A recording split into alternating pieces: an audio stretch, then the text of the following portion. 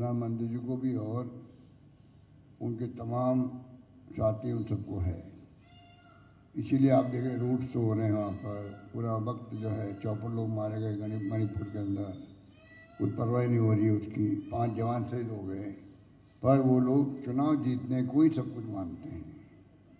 हैदराबाद में चुनाव होंगे नगर निगम के तो पीएम और एचएम आ जाएंगे। ये हालात है देश के अंदर, इसलिए देश में बहुत आक्रोश है। हम बार बार कहते हैं कि देश किस दिशा में जा रहा है कोई नहीं जानता, किस दिशा में जाएगा किसी को नहीं मालूम। लोकतंत्र की हत्या हो रही है, संविधान की धज्जियां उड़ रही है, पत्रकार साहित्यकार लेखक जेल में बैठे हुए हैं, आलोचना इनसे सहन नहीं होती है। और आलोचना मैं समझता हूँ कि पक्ष बिना विपरीत के पक्ष क्या होता है, और ये इसका नमूना आज सामने आ गया। जिस प्रकार मणिकांत राठौड़ ने, जो इतने क्रिमिनल आदमी है, उसने मल्लिकार्जुन खड़गे साहब जैसे व्यक्तित्व के धनी उनके परिवार को सफाया करने का जो बयान दिया है, उससे घिनौनी बात क्या हो सकती है। जो व्यक्ति बचपन में अपनी झोपड़ी को जलते हुए देख चुका है, परिवार के पूरे लोग जल गए उसके अंदर, एकमात्र उनके पिताजी बच्चे, वो संघर्ष करते करते आज 9 बार एमएलए, 2 बार पार्लियामेंट मेंबर, नेता प्रतिपक्ष, सब कुछ बने। उनके ऊपर भी अगर ये कोई हिम्मत कर सकता है तो वो हिम्मत कर सकता है जब उसको एहसास हो कि मैं बचा ले जाऊंगा। हिम्मत तब होती है जब एक व्यक्ति को एहसास हो आगे बचा ले जाऊंगा, वरना कैसे हिम्मत कर सकता है। इतनी जो कांग्रेस अध्यक्ष हो, इतनी पुरानी पार्टी का, उनके ऊपर आप ये इस कदर का जो वीडियो सामने आया है और कोई रिएक्शन नहीं। इलेक्शन कमीशन मौन, जो आप देखते हो लगातार मौन धारण किए हुए वो तो है, और प्रधानमंत्री जी ने, मैंने सुना, अभी तक कुछ कहा नहीं है। ये भी नहीं कहा हम जांच करवाएंगे। तो ये जो हालात है, ये मैं समझता हूँ कि बहुत गंभीर हालात बनते जा रहे हैं। अब भी अगर देशवासी भी और हम सब प्रदेशवासी, मीडिया, साहित्यकार, लेखक बहुत बड़ी भूमिका के निभा रहे हैं। मैं बराबर सुन भी रहा हूँ, पढ़ भी रहा हूँ, आर्टिकल भी आ रहे हैं, हिम्मत दिखा रहे हैं अभी तक लोग। एक विद्वान ने, जो साहित्यकार या लेखक थे या एक्सपर्ट थे मीडिया के, उन्होंने कहा एक गटर वाली पॉलिश हो गई है। कल रात को मैंने सुना, गटर के लेवल की पॉलिश जा चुकी है, यहाँ तक मतलब लोग बोलने लग गए हैं। तो ये सवाल चुनाव जीतने हारने का नहीं है। अब देश के अंदर हालात जो बन गए हैं, जिस प्रकार से 9 साल शासन चल रहा है और कांग्रेस मुक्त भारत से शुरुआत करी, तो जेपी नड्डा क्यों नहीं बोलेंगे? जेपी नड्डा की हिम्मत क्यों हुई है जब प्राइम मिनिस्टर खुद ही पार्टी बने हुए हैं कि कांग्रेस मुक्त भारत बना दो, मतलब एक पार्टी का शासन कर लो, इसका मतलब होता है। बाकी पार्टी तो रीजनल पार्टी हैं, नेशनल पार्टी सिर्फ कांग्रेस है। अगर उसको मुक्त करने की बात जो करते हैं, इसका मतलब है कि आप एक पार्टी शासन जब देश को ले आ रहे हो, वो और भी खतरनाक है, रशिया और चाइना की तरह। इन हालातों में मैं समझता हूँ कि हम यहाँ जयपुर में बैठ के बात कर रहे हैं, अलग बात है। इसी प्रकार पूरे देश के हर ब्लॉक में, हर जिले में, हर तहसील में चर्चाएं हो, जो आवश्यक है। अगर हम लोग पब्लिक को कन्विंस नहीं करेंगे या पब्लिक तक मैसेज नहीं देंगे, तो आने वाला वक्त आउट ऑफ कंट्रोल हो सकता है आपके हमारे लिए। मैं बहुत गंभीरता से कह रहा हूँ, चिंता दिमाग में, दिल में रखते हुए कह रहा हूँ। ये भले अभी बहुत इनका एजेंडा फिक्स है, बीजेपी आरएसएस का एजेंडा फिक्स है। देखिए, उनके लिए चिंता वैसा हो नहीं सकता, क्योंकि जो एजेंडा उनका है उसी तरफ आगे बढ़ते जा रहे हैं, आगे बढ़ते जा रहे हैं, आगे बढ़ते जा रहे हैं। चिंता होनी देश को और प्रदेश को, और सही को सही कहे, गलत को गलत कहे। अगर वो सही है तो उनको कहे फिर सही बार आकर के, गलत नहीं कहे, गलत करने की काम। मौन धारण करना और खतरनाक होता है। तो जितने भी हमारे बुद्धिजीवी है, साहित्यकार है, लेखक है, इंटेलेक्चुअल लोग हैं, जो राजनीतिक नेता है, कार्यकर्ता, उन सबको बोलना चाहिए। किसी पक्ष में बोलो, विपक्ष में बोलो, उनकी मर्जी है, बोलो तो सही कम से कम। नहीं बोलोगे तो जनता समझ नहीं पाएगी लोकतंत्र में। अब बताइए, एक ऐसा नेता जो 50-52 साल की उनकी सेवाएं देश के लिए हैं, कई बार मंत्री रहे वो कर्नाटक के अंदर, केंद्र में रेल मंत्री रहे, नेता प्रतिपक्ष है राज्यसभा के अंदर, और जैसे ही वो सक्सेस होने लगे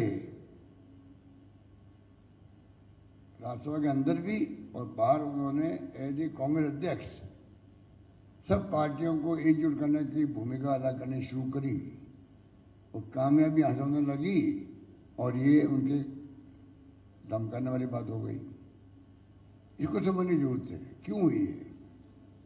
इसलिए मैं समझता हूं कि बातें तो कहने को बहुत सारी है। अध्यक्ष ने कह दिया, आपको उनका बैकग्राउंड क्या है मुझे बताने की आवश्यकता नहीं है। और इस प्रकार से अगर ये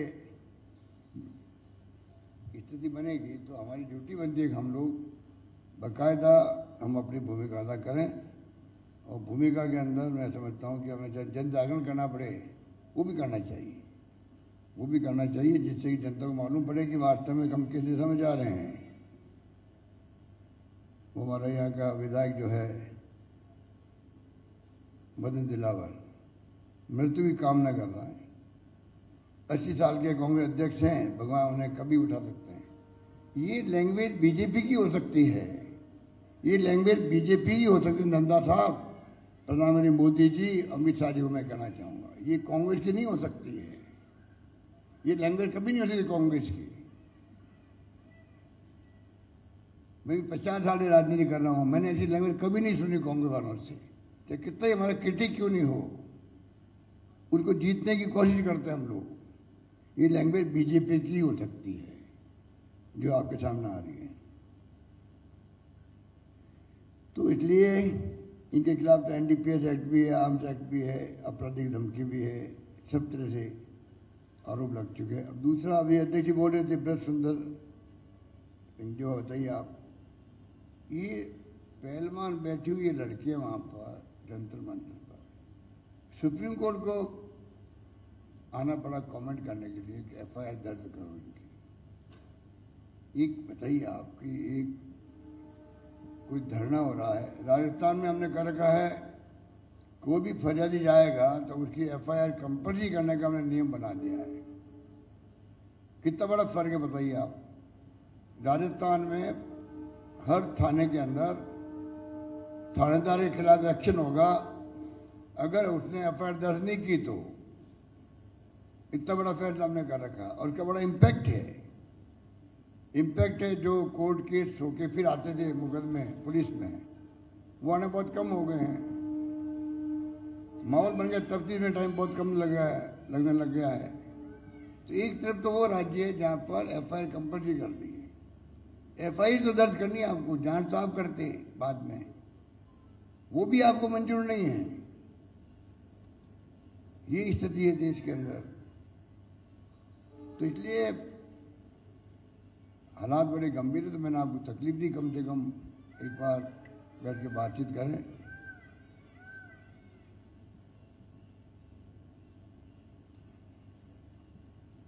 तो इसलिए मैंने कहा आपको कि ये बार बार हम लोग एक ही बात बोलते, देश की दिशा में जा रहा है, कहाँ जाएगा। इसमें बोल रहा हूँ लगातार, आप सुन लो, नई बात बोल नहीं रहा हूँ। और समझ में नहीं आता कि ये वो कुछ ही बोले मंजूर है। अब सोनिया गांधी जी के बारे में बताइए आप, जो प्रधानमंत्री नहीं बनी हो, खुद डॉक्टर मनमोहन सिंह जी को प्रधानमंत्री बनाया हो, उस सोनिया गांधी का मान सम्मान आज हाईएस्ट है देश के अंदर। एक महिला जो विदेशी थी, लोग कहते भाई ये कांग्रेस अध्यक्ष कैसे बन सकती है। और बनने के बाद में जिस प्रकार से उन्होंने कांग्रेस चलाई और जिस प्रकार से उन्होंने अपनी भूमिका अदा करी, आज पूरा देश भारतीय संस्कृति की नारी जो होती है, संस्कार होते हैं, परंपरा होती है, उसको इस रूप में निभाया और ऐसा व्यवहार किया कि आज पक्ष विपक्ष कोई हो, मन के अंदर उनका हाईएस्ट रेस्पेक्ट है सोनिया गांधी जी के बारे में। उनका आप चाइना और पाकिस्तान का एजेंट बता रहे हो और भी कुछ कमेंट करो उनके बारे में। तो ये स्थिति जब बन जाती है तो लोकतंत्र में किस माहौल में हम उतर रहे मैदान के अंदर, किस माहौल में चुनाव कैंपेन हो रहा है, किस लेवल पे जा रहा है चुनाव कैंपेन, ये तो पराकाष्ठा हो गई। बाकी तो पहले भी गए हैं, गुजरात के अंदर हमने देखा है, सब लोग देखते हैं। अब पराकाष्ठा हो गई, पाकिस्तान और चाइना का एजेंट हो गई। मारने की धमकी दे दो अब खड़गे साहब के परिवार को, खड़गे साहब को। इस लेवल पे आप आ गए हो चुनाव जीतने के लिए, डराने के लिए, धमकाने के लिए। तो ये बहुत दुर्भाग्यपूर्ण है। धन्यवाद।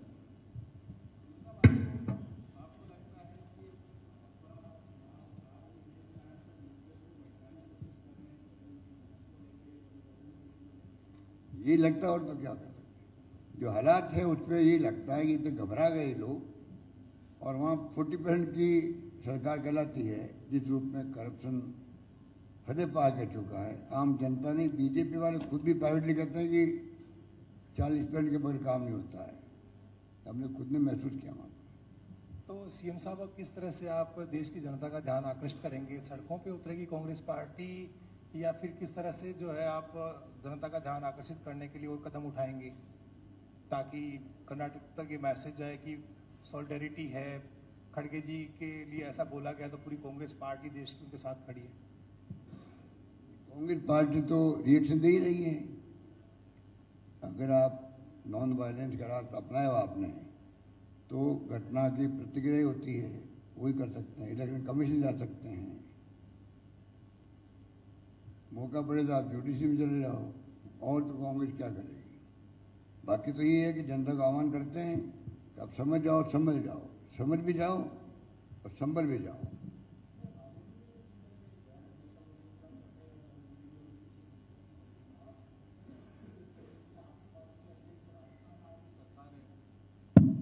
राहुल जी ने जब एक बयान दिया था तो उसके विरोध में बीजेपी वालों ने एफआईआर दर्ज कराई थी, उनकी सदस्यता भी चली गई थी।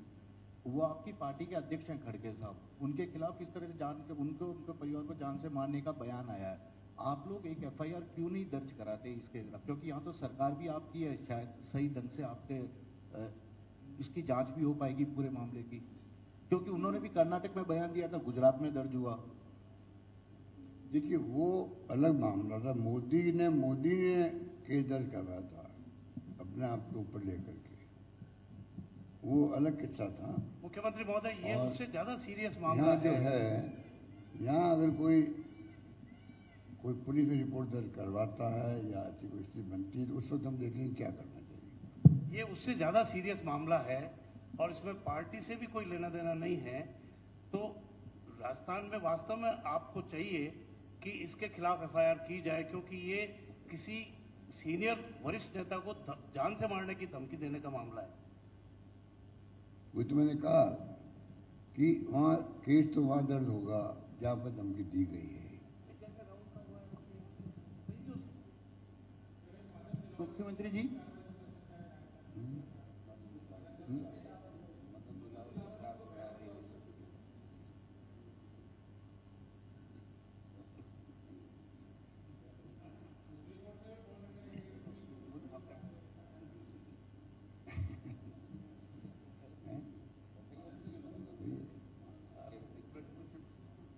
हाँ, मदद दिलावे के खिलाफ तो एफआईआर दर्ज हुई थी ना पहले। एक बार तो भाग गया था वो। एक बार वहाँ कैंप जो है डिस्टर्ब करने गया, जैसे मालूम पड़ा कि खबर आ गई इसको अरेस्ट कर लो तो भागे वहाँ से। और दूसरी बार जाके फिर ये बयान दिया वहाँ पर। मुख्यमंत्री जी,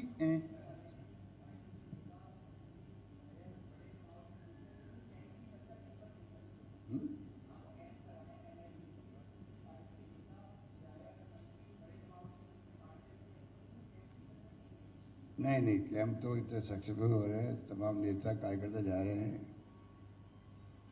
वो सब जा रहे हैं। कार्यकर्ता होगा आप नेता कब मानोगे? कार्यकर्ता बेचारे काम करता 15, 20, 25 साल हो जाते तब नेता नहीं मानते।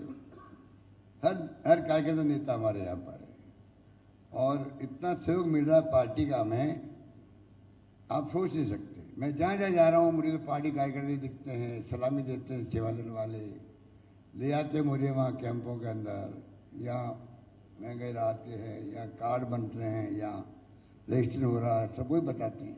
कार्यकर्ताओं की बहुत बड़ी भूमिका है और अच्छा काम वो कर, और कैंप इतने सक्सेसफुल चल रहे हैं कि आप खुद देख लीजिए कि 2 करोड़ से अधिक तो कार्ड बन चुके हैं, 50 लाख से अधिक आपके परिवार, 55 लाख परिवार हो गए हैं। और कुछ लोगों ने कहा ये कैंप लग क्यों रहे हैं, मैंने उनको जवाब भी दिया है, आपने देखा होगा इतने लग रहे हैं कि लोगों तक फायदा पहुंचे 100%। पहले हमारा अनुभव है 70% तक फायदा पहुंचा। अभी 4 दिन पहले एक्सीडेंट हो गया 2 बच्चों का, एक का कार्ड बना हुआ था 5 लाख मिल गए, दूसरे का बना हुआ नहीं था, खाली कार्ड नहीं बना हुआ था, उसके कारण 5 लाख नहीं मिल पा रहे हैं। एग्जाम्पल दे रहा हूँ आपको। तो ये कई बार लापरवाही, कई बार नासमझ, कई बार आप समझ लीजिए अनपढ़ आदमी है, परिवार तक जा नहीं पाती बात। कल मैं गया एक के वहाँ घोड़ी लेके एक औरत थी, बैठी हुई थी, मैंने कहा तुम्हें कार्ड मिल गए, कहाँ मिल गए। मैंने उसका वो बैग लिया जो कागज का था, मैंने गिना कार्ड, मुझे मानता ये जिस स्थिति के अंदर है उसमें कार्ड 5 कम है इसका, मेरा अंदाज हुआ। कलेक्टर खड़े थे अजमेर के, मैंने कहा भाई आप बताओ, मुझे लगता है ये कार्ड तो ऐसी बात नहीं है। पूरी स्टडी हुई 5 कार्डों की, ये कौन सा नहीं उसकी स्टडी हुई। कलेक्टर ने खुद ने दिमाग अप्लाई किया, 2 कार्ड कम थे उसके, पेंशन का कम था और एक और कार्ड कम था। कहने का मतलब कि कई बार होता है ऐसा। मैंने आपको एक एग्जाम्पल दिया, बीपीएल मुख्यमंत्री बीपीएल जीवन रक्षा कोष, 50% की बात नहीं पहुंची मेरी, जबकि उस वक्त बीपीएल की संख्या बहुत अधिक थी देश के अंदर। मैंने उस वक्त किया था कि अनलिमिटेड खर्चा भी हम देंगे, आप तो इलाज करवाओ। 5 में 10 लाख तो मैंने दी उस जमाने के अंदर, 25 साल पहले बात हूँ आपको। तो ये मुझे बहुत दुख होता है कि स्कीम हम अनाउंस करें बजट के अंदर, बजट का प्रोविजन उसके अंदर है, तब भी लोग उसका फायदा नहीं उठावे। तो ये हमने सुनिश्चित कर दिया इस बार। और आपको एक बात बताऊँ मैं आपको, पेंशन बांटी हमने, old age pension last time, old age और निःसज्जन और विधवाओं को। आपको मालूम है कि पेंशन बंटने में एक साल में 65 करोड़ रुपये खर्च होते थे, खाली बंटवाने के लिए पोस्ट ऑफिस से। 65 करोड़ किसे कहते हैं। और अब क्या होगा, जब सभी लोग आ जाएंगे उसके अंदर डीबीटी होगी, उन सबकी डीबीटी हो भी रही है अभी। तो कहने का मतलब कि लोग जो है ये कैंप लग रहे हैं, जिला प्रशासन के जो कैंप लगते हैं, सब प्रशासन गाँव के संग, शहरों के संग के साथ लग रहे हैं, लोगों में उत्साह है, आगे जाके लोग प्रचार करें अपना अभी इसका। इस बार इतनी अच्छी स्कीम बन गई, प्रचार अपना हो रहा आगे जाके, उसका फायदा हर व्यक्ति को मिले। और कैंप लगाए जाएंगे जब तक सब लोग नहीं निपट रहा है, कैंप चलते रहेंगे, कोई तरीका निकालेंगे। 2 महीने बाद में भी कुछ तो परमानेंट कैंप हैं, 2000 कैंप परमानेंट है। तो मैं समझता हूं कि इस बार हर परिवार तक लाभ पहुंचेगा। मुख्यमंत्री जी, एक सवाल है मेरा, आपने कहा कि प्रधानमंत्री जी मौन धारण किए हुए हैं, कई सवाल आप कह रहे हो, मैंने जी मतलब इस इशू पर केंद्र के केंद्रीय गृह मंत्री, मैंने कहा वो कोई रिएक्शन नहीं दे रहे एक तरीके से। अब चूंकि 10 तारीख को राजस्थान में वो आ रहे हैं, आपकी कई डिमांड थी राजस्थान सरकार की, कई ऐसी योजनाएं शुरू की गई है जो आप और प्रदेश की जनता चाहती है कि केंद्रीय स्तर पर भी लागू हो, देश भर में लागू हो। क्या लगता है कि अब उनकी चुप्पी टूटेगी, कुछ बोलेंगे वहां पर, अगर आज रात को मैं 2 पत्र भेज रहा हूं, आज रात को ही। मैं चाहूंगा कि रेल मंत्री जो आ रहे हैं यहाँ पर नाथद्वारा में, तो हमारी जो मावड़ जंक्शन से उदयपुर कामली घाट बहुत इम्पोर्टेंट टूरिज्म के हिसाब से भी, वैसे भी बहुत इम्पोर्टेंट लाइन है। आज तक वो ब्रॉडगेज नहीं हो पाई है, उसको काम को जल्दी करे। और जो संयुक्त रेल मंत्री हैं वो भी सोजत के रहने वाले हैं, और सोजत इसके बीच में आता है। इससे बड़ी बात क्या होगी कि रेल मंत्री कम से कम अपने गांव के अंदर तो जो रेल लाइन जा रही है मीटर गेज, उनको ब्रॉडगेज करने की घोषणा करे, तब तो समझ में आती बात, आना उनका सार्थक होगा।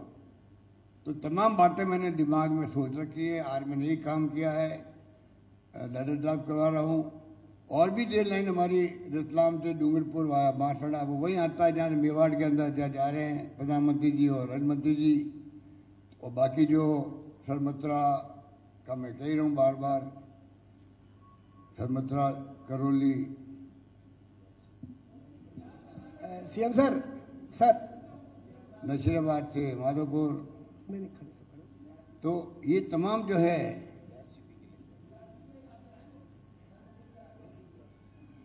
ERCP के बारे में तो यार इतने पत्र लिख चुके हैं, इतनी बार बोल चुके हैं, जो आप लोगों को ब्रीफ कर चुके हैं। मौका लगते हम तो चूकते तो है नहीं, हम तो बिल्कुल उनको बताते हैं। मौका लगते वो नहीं चूकते हैं। जो इन्होंने यहाँ के जयपुर में मैंने सुना स्टेशन पर, आप बहुत ही क्या थे वो, आप डिस्टर्ब थे।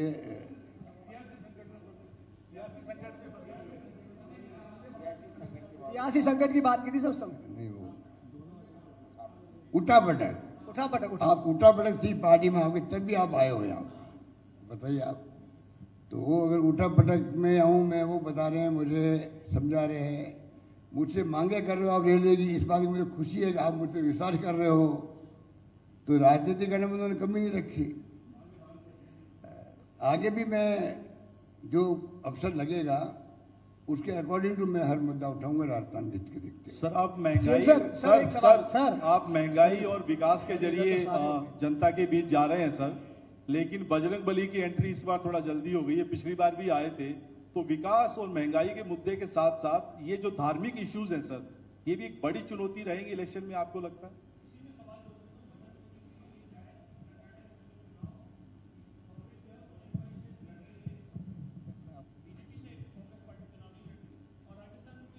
तो देखिए, इलेक्शन कमीशन को प्रधानमंत्री मोदी जी पर रोक लगा लेनी चाहिए कैंपेन करने के लिए। प्रधानमंत्री जी को ये आपके काम की बात आ गई है, इसलिए आप उठा लेंगे। प्रधानमंत्री जी को, इलेक्शन कमीशन को प्रधानमंत्री पर कैंपेन करने में रोक लगानी चाहिए। ये तो ईमानदारी की बात कह रहा हूं आपको मैं, ऐसे नहीं कह रहा हूं। आप कानून पढ़ लीजिए। आप कोई धार्मिक हिसाब से बात करेगा इलेक्शन के अंदर, धर्म के नाम पर रोक लगती है उसके ऊपर। इलेक्शन खारिज रहता उसका। बेवजूद शेखावती थे, मुख्यमंत्री बन गए, 2 जगह खड़े हुए थे, गंगानगर और बाली से। गंगानगर में चुनाव हार गए, बाली में चुनाव जीत गए। वही राम मंदिर की बात करने लगे वहां पर, धार्मिक उनके खिलाफ में पेटिशन हुई, इलेक्शन पेटिशन हुई थी उनके खिलाफ में।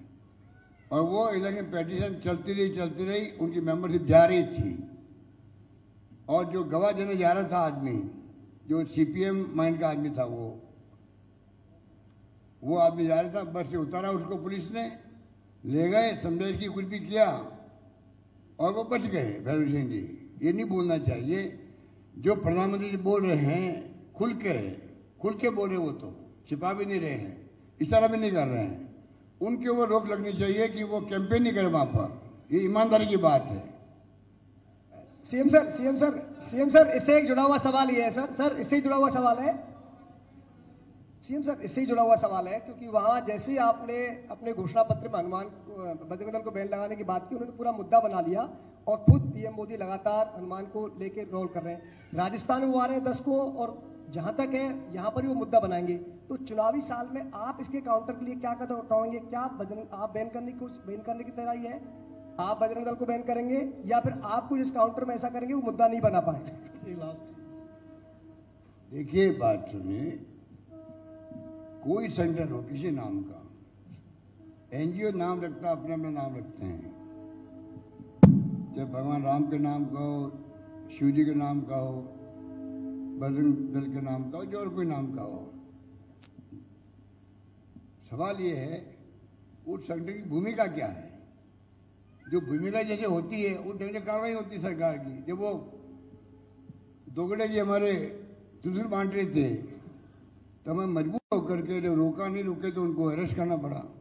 तो डिपेंड करता है कि उस NGO की जिस नाम का दल है उसकी मंशा क्या है।